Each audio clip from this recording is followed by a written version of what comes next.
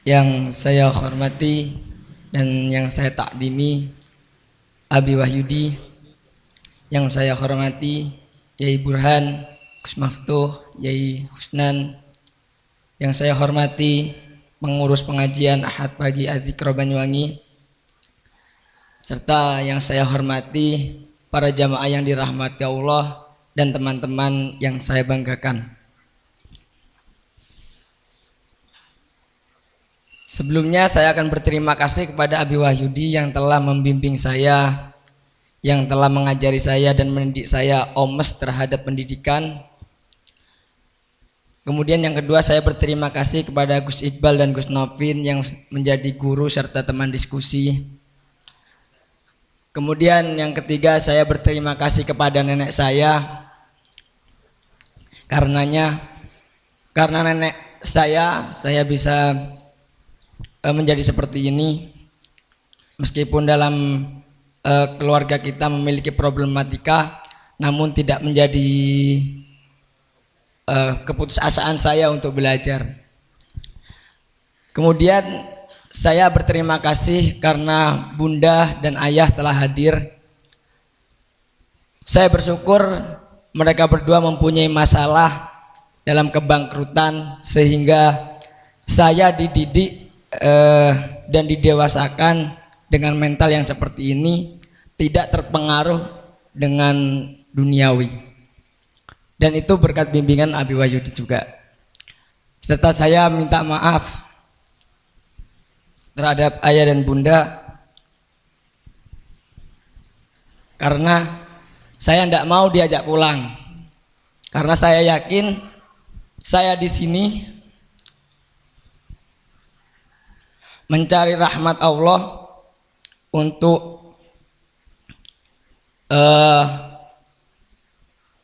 memperoleh ilmu, menimba ilmu sebanyak mungkin, karena dengan ilmu tersebut masalah yang cukup besar yang tidak mungkin terselesaikan, saya yakin terselesaikan dengan tempo waktu sesingkat-singkatnya.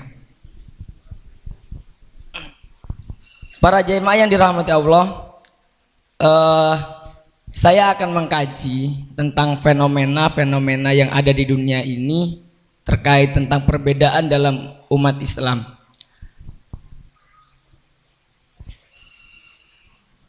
Perbedaan-perbedaan saat ini itu sering keliru terhadap pemahaman beberapa makna sebab yang mengakibatkan seseorang itu serta-merta mengkafirkan satu sama lain. Mau tidak mau nantinya umat Nabi Muhammad itu akan terpecah menjadi 73 golongan. Kulluhum utawis kabehane golongan iku finnar ing dalam neraka. Illa millatan kejaba golongan wahidatan kang suwiji. Kemudian sahabat bertanya, wa qalu wis ngucap sapa sahabat, wa man hiya ya Rasulullah? Siapa dia ya Rasulullah? Kemudian Nabi menjawab, qala wis ngucap sapa Nabi, ma ana alaihi wa ashabi. Golongan yang menerapkan dan mencontoh perilaku Nabi serta sahabat Nabi. Artinya golongan yang selamat itu adalah golongan ahli sunnah wal jamaah. Sebetulnya perbedaan-perbedaan argumen itu tidak menjadi masalah. Yang menjadi masalah ketika perbedaan argumen itu melahirkan sebuah sentimen terhadap argumen yang kita perdebatkan. Ketika sudah menjadi sentimen, maka timbul sifat ta'assub, asobiyah. Sifat asobiyah itu adalah sifat fanatik yang tidak bisa menerima perbedaan satu sama lain, seperti yang dijelaskan tadi dalam Al-Qur'an, yaitu kullu hisbin bima farihun.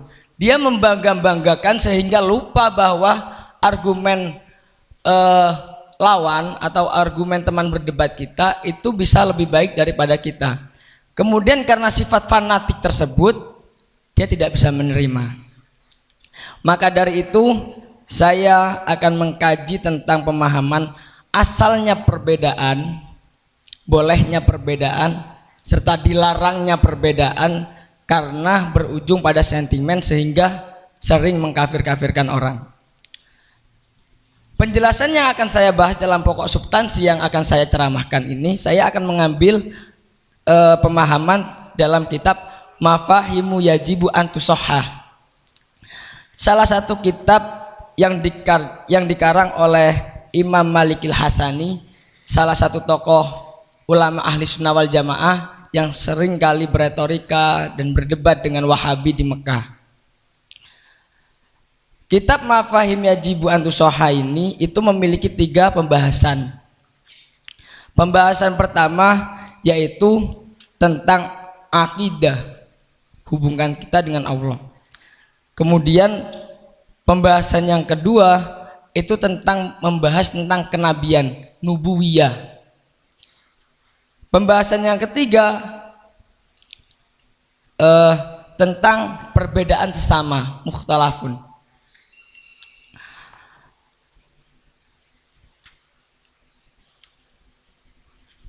Untuk membahas tentang sesuatu perbedaan tadi, Buya Malikil Hasani ini itu dalam pembahasan pertamanya yaitu at-tahdiru minal mujazafati bitakfiri.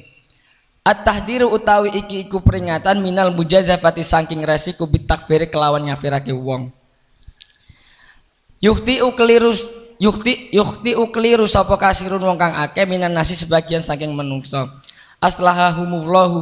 Aslahahumullahu fi fahmil hakikatil asbabi, ing dalam pemahaman hakikate pira-pira sebab allati tukhriju kang ngetokake apa asbab sahibaha ing wong kang duweni asbab anid dairatil islami saking cakupane Islam wa tujibulan netepake apa asbab alaihi ing atase sahibaha al hukma ing hukum bil kufri kelawan kufur. Banyak kalangan umat Islam ini yang keliru tentang memahami hakikat beberapa sebab yang membuat seseorang itu keluar dari Islam atau yang membuat seseorang itu bisa dikatakan kafir. Kekeliruan tersebut mereka tidak paham apakah perbuatan seseorang ini bisa dikatakan keluar dari Islam atau tidak.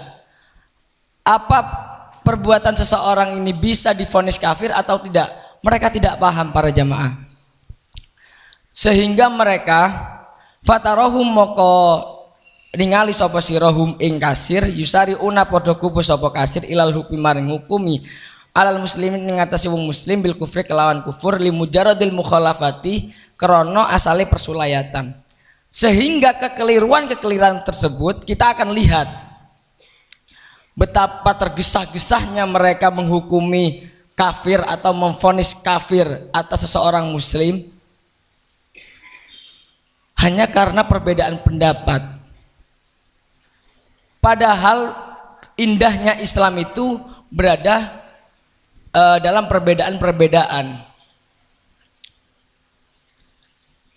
Hatta lam yabqa sehingga orang netap minal muslimin saking pira-pira wong muslim alal wajhil ardi ing atase wajahi bumi ilal qalilu kecoba sithik. Sehingga kebudayaan yang semacam itu yang diimplementasikan dalam kehidupan sehari-hari saling menghukumi satu sama lain kufur tanpa mengetahui batasan-batasan orang tersebut bisa dikatakan kafir atau tidak, orang itu bisa dikatakan Islam atau tidak, sehingga eksistensi umat Islam di dunia ini terlihat sedikit, padahal yang mendominasi nyatanya itu umat Islam. Namun adanya perbedaan tersebut, adanya kekeliruan dalam pemahaman hakikat beberapa sebab tersebut itu menjadikan eksistensi umat Islam itu terlihat sedikit di kelompok-kelompok lain. Kekeliruan tersebut itu sangat dilarang dalam Islam karena mengafirkan orang itu tidak boleh meskipun orang tersebut itu melakukan sebuah kemaksiatan atau mereka telah melakukan sebuah dosa. Jelas dikatakan dalam hadis yaitu salasun min asli imani. 3 pokok dasar iman itu, yang pertama salah satunya al-kafu, mencegah, aman kola saking wong kola wis ngucap sapa man la ilaha illallah, la nukaffiruhu, orang ngafiraki sapa kita hu ing man bidambi kelawan dosa, wala nukhrijuhu, lan orang ngetokake sapa kita hu ing man anil islami saking Islam bil amali kelawan amal. Jadi tidak serta merta seorang itu mengkafirkan salah satu muslim lainnya, karena dosa dan perilaku itu tidak bisa menjadi patokan seorang dikatakan kafir. Karena jelas dalam hadisnya salasun min asli imani al-kafu amman qala la ilaha illallah nukaffiru bidambi wala nukhriju anil islami bil amali. Seseorang yang meyakini bahwa lafaz la ilaha illallah, tiada Tuhan selain Allah, itu tidak bisa dikatakan kafir meskipun orang tersebut melakukan sebuah perbuatan dosa atau melakukan perbuatan yang nyeleneh yang kita anggap salah. Kemudian kita lanjut.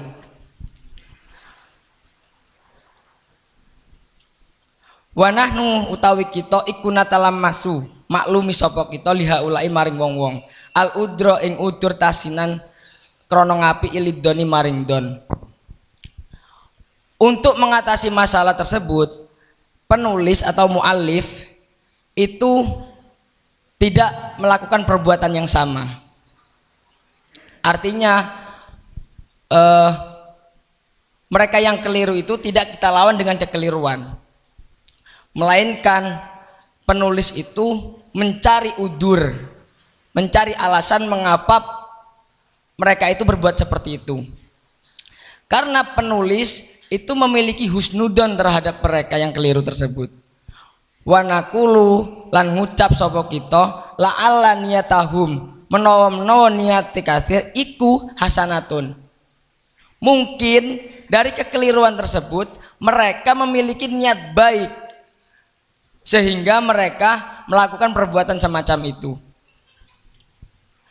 Min dafi'in wajibil amri bil ma'rufi, min dafi'in saking kang dorong wajibil amri kang wajibake perintah bil ma'ruf kelawan bagus, al wan nahi lan nyegah anil mungkar saking perkara kang mungkar. Mungkin mereka itu memiliki niat baik dari dorongan kewajiban melakukan amar ma'ruf nahi mungkar, sehingga mereka berbuat seperti itu. Walakin fatahum, walakin lan tetapi nilalihum ing kasir anna wajibal amri, setuhune wajibe perbuatan bil ma'ruf kelawan bagus, wan nahi lan nyegah anil mungkar sanging perkara kang mungkar. Iku labudda, ora kena ora fi adaihi ing dalam tata carane amal ma'ruf nahi mungkar, minal hikmati saking hikmah wal mau'idati lan nasihat al hasanati kang api. Mereka terlalu melampaui batas karena takut, mereka itu karena takut atas dorongan melakukan amar ma'ruf nahi mungkar itu, mereka melampaui batas sehingga mereka lupa bahwa sesungguhnya melakukan amar ma'ruf nahi mungkar itu harus dengan tata cara dari hikmah mau'idhah hasanah atau nasihat yang baik. Jadi tidak serta-merta mengkafirkan satu sama lain, itu perbuatan yang tidak bisa dimaafkan sebenarnya. Wa ida iktadolan tatkalane mokso apa al amru perkara al mujadalata ing persulayatan atau perdebatan. Yajibu moko wajib sapa antakuna yento sira yento ana sapa sira bilati kelawan tata cara hiya utawi tata cara iku ahsanun luweh apik. Jadi ketika hikmah sudah tidak bisa ditoleransi, ketika nasihat yang baik sudah tidak bisa diterima, kemudian kita diwajibkan atau dipaksa untuk melakukan perdebatan, maka para jamaah yang dirahmati Allah, yang kita lakukan satu, yaitu wajib bagi kita untuk melakukan perdebatan yang baik. Artinya ada perbuatan yang buruk. Perbuatan yang baik ini perbuatan di mana perdebatan itu yaitu argumen dilawan dengan argumen. Tidak argumen dilawan dengan sentimen. Kemudian mengerti, mempunyai dasar masing-masing. Tidak dikatakan debat kusir. Kemudian satu fun ketika di debat perdebatannya itu masalah tentang tauhid, ya seputar tauhid saja, tidak menyangkut pautkan kepada fikih. Itu perdebatan yang ahsan. Kama qala kaya barang qala wis ngucap sapa Allah Ta'ala kang luhur sapa Allah, ud'u nyerwa sira ila sabili rabbika, maring dalane pangerane sira bil hikmati kelawan hikmah wal mauidati lan mauidah al hasanati kang apik. Wajadilhum lan debato sirahum ing kasir bilati kelawan tata cara hiya utawi tata cara iku ahsanun kang luwih apik. Jadi jelas dalam Quran sudah ada dasarnya menyangkut tentang dakwah. Jadi dakwah itu ada 3. Yang pertama dengan hikmah, kemudian mauidhah hasanah, kemudian ketika sudah tidak bisa ditoleransi dan tidak bisa diterima, maka harus dengan perdebatan yang baik.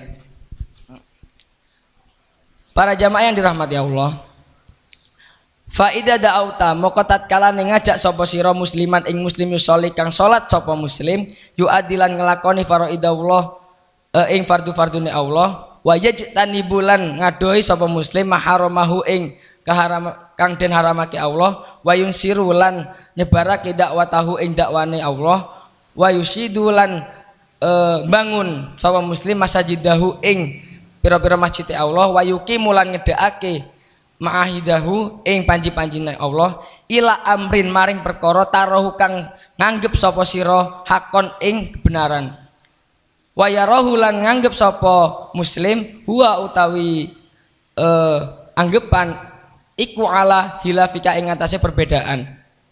Jadi ketika kita mengajak seorang muslim yang sudah sholat, seseorang muslim yang melakukan fardu-fardunya Allah, seseorang muslim yang menjauhi larangan-larangan Allah, orang muslim yang menyebarkan dakwanya Allah, kemudian yang membangun masjidnya Allah, yang menegakkan syiar-syiar panjinya Allah, kemudian kita ajak kepada perkara yang kita anggap benar, kemudian muslim tersebut mempunyai anggapan tentang kebenaran sehingga muncul perbedaan di antara kita. Waro'yulan utawi pendapat fihi ing dalam nentokake hak bainal ulama ing dalam bainal ulama ing dalam antarane pira-pira ulama iku mukhtalafun beda qadiman hale kang dhisik ikraron krana ikrar wa ingkaron lan ingkar. Falam yutawi ka moko orang ngikuti sapa muslim ka ing sira fi ra'ika ing dalam pendapate sira faromait tahu moko nganggep sapa sira hu ing muslim bil kufri kelawan kufur limujaradil mukhalafati krana asale persulayatane pendapat li ra'ika maring pendapate sira.